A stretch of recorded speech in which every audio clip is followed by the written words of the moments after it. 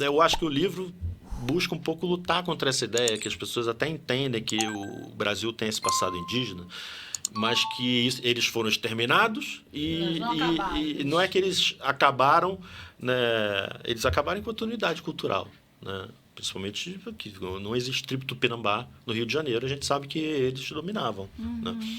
Não existem mais tamoios, não existem mais nem os temiminóis.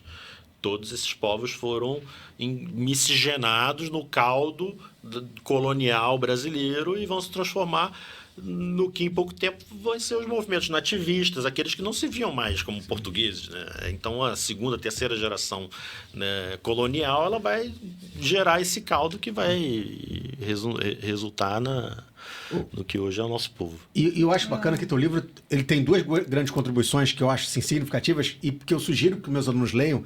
A primeira é a gente lembrar de uma heterogeneidade dos povos originários, porque senão a gente cria essa ideia do índio, que é o conceito que abarca tudo, e parece que, né, você chegar do litoral sei lá, do Nordeste até o litoral sul, você encontrar sempre a mesma tipologia, a mesma característica, a mesma linguagem, o mesmo troco linguístico. Então, já acho bacana você sinalizar que havia divergências internas, que havia ali disputas por território entre esses grupos. Só fazer um aposto, Rafa, existem ainda os tupinambás, principalmente lá no sul da Bahia, ainda tem algumas reservas, inclusive tupinambás, no Maranhão tem tupinambás, no Xingu tem descendentes dos tupinambás.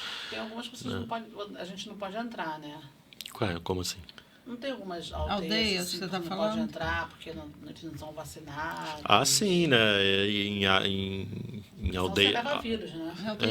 Aldeias isoladas é bom sempre consultar a FUNAI, consultar os próprios indígenas, né?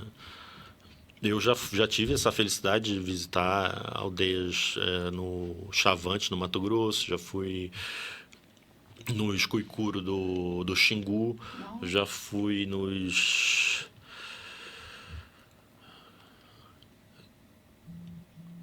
Gavião do Pará, também fui uma vez, né, já tive esse contato, mas sempre fui trabalhando, né, como jornalista, e eu fiz uma vez uma reportagem sobre a corrida de toras dos Chavantes, né, que é uma coisa assim única no mundo, né? Que é uma corrida feita com toras de buriti com mais de 100 quilos, né? Que eles montam 2 grupos, né? E isso foi um dos insights, às vezes, que eu tive do Rio antes do Rio, porque eu tive lá muitos anos antes de escrever o Rio. E os 2 grupos de chavantes que disputavam a corrida de toras, eles se dividiam como, Rafa? Não sei. Velhos e novos. Ah, é? Pô, aí... Geração, digamos, mais antiga e a geração mais nova de jovens, né? Sim. E como que os tamoios e os temiminóis, nos contextos das guerras de fundação do Rio de Janeiro, se diferenciavam? Tamoios são os avós, os velhos. Temiminóis são os netos, os novos. Tupi, miminó e tupi, tamoi. E eles, num contexto de rivalidades coloniais, em que eles tiveram que fazer escolhas, né, e os tupinambás da Guanabara, na verdade, eles reagiram às escravizações portuguesas, né, porque a gente tem fontes históricas que num primeiro momento, os tupinambás do Rio de Janeiro, eles fizeram uma aliança com os portugueses, né, isso fica bem claro na passagem do Martim Afonso Souza, em 1531, pela Baía de Guanabara, onde ele fica bastante tempo na Baía de Guanabara, manda uma expedição ao interior para ver se ia achar ouro, e ele não conseguiria ficar na Guanabara se os tupinambás não quisessem, né? E segundo fontes da coroa espanhola, que tinha espiões na coroa portuguesa, né, um dos diplomatas espanhóis escreve nessa época, né, uma carta para o rei da Espanha dizendo que Martim Afonso Souza tinha encontrado uma grande nação no Brasil, e essa nação tinha se colocado como súdita do rei de Portugal, né, na ideia europeia, né? Isso relata que o Martim Afonso Souza fez aliança com os tupinambás. Só que essa viagem do Martim Afonso Souza vai selar o destino dessa guerra, porque ele o principal objetivo dessa viagem é ir ao Rio da Prata, para tentar chegar às grandes... A Foz. As grandes lendas, né? Do Eldorado. Do Eldorado, da Montanha de Prata, do ouro, né? Que era isso que interessava, Potosí. né?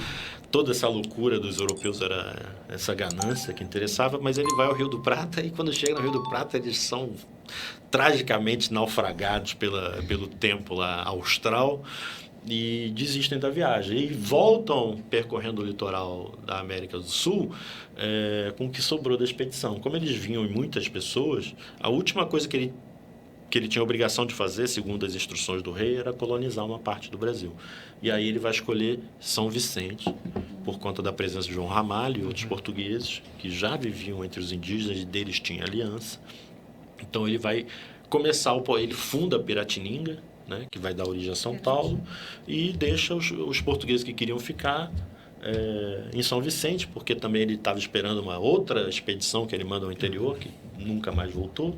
Ou seja, o Rio de Janeiro é uma tribo, gente. Acho que o Brasil todo, né? Vários. Mas o que vai acontecer? Esses portugueses que ficam, então, em São Vicente, Piratininga, eles rapidamente vão se dar conta de que eles não têm ouro, não tem prata, não tem nada, não tem... O que eles poderiam fazer aqui que poderia lhes dar alguma rentabilidade? Vender escravos para os navios que passavam, e esses escravos eram os indígenas, e plantar cana-de-açúcar. E para plantar cana-de-açúcar você precisa de mão de obra. Mão de obra? Dos índios. Né? Como eles não podiam simplesmente pegar os tupiniquins, que eram os povos tupis que habitavam São Vicente, porque isso causaria, né, perturbações nessa aliança e eles poderiam ser rapidamente mortos, né, eles começam então a incentivar os tupiniquins a atacar os tupinambás da Costa Verde da Baía de Guanabara. E aí os tupinambás vão ser diversas vezes enganados pelos portugueses a propósito da escravização, vão ser atraídos por seus barcos, né, ou isso vai ser relatado pelo Aimberê, né, das diversas vezes que os portugueses os enganaram para os escravizar. Então os tupinambás vão começar a reagir. E aí nesse ínterim os franceses também começam a chegar, como chegam efetivamente em 1555, né, e olha, se você é inimigo do meu inimigo, você é meu amigo. Os franceses eram inimigos dos portugueses. Então os tupinambás da Baía de Guanabara vão escolher os franceses, porque já estavam em guerra com os portugueses. E aí vão receber os franceses da melhor forma possível, porque era a esperança que eles tinham de lutar com as mesmas armas que os portugueses os atacaram. Os daqui da Ilha do Governador, Era uma parcela dos tupinambás, né, que vão ficar conhecidos como maracajás ao longo da história. E por conta de um contato anterior, talvez, ou mais prolongado com os portugueses, porque antes do Martim Afonso Souza vir, em 1531, Portugal teve isso hoje é comprovado, né? Durante muito tempo se pensou que a feitoria de Vespúcio teria sido no Cabo Frio, mas na verdade foi na ilha do Governador, possivelmente aqui nas redondezas da Praia da Bica. Os portugueses mantêm pelo menos de 1505 ou 1504 até 1516 presença constante na Ilha do Governador. Então os daqui ficaram a favor dos portugueses. Dos portugueses. Okay. E aí nesse contexto de guerra, os indígenas das tribos, né, das aldeias que habitavam a Ilha do Governador, por conta da aliança com os portugueses, vão começar a ser perseguidos pelo restante dos tupinambás da Baía de Guanabara. E é nesse contexto que vai aparecer o Araribóia. Eu quero falar do Araribóia daqui a pouco também.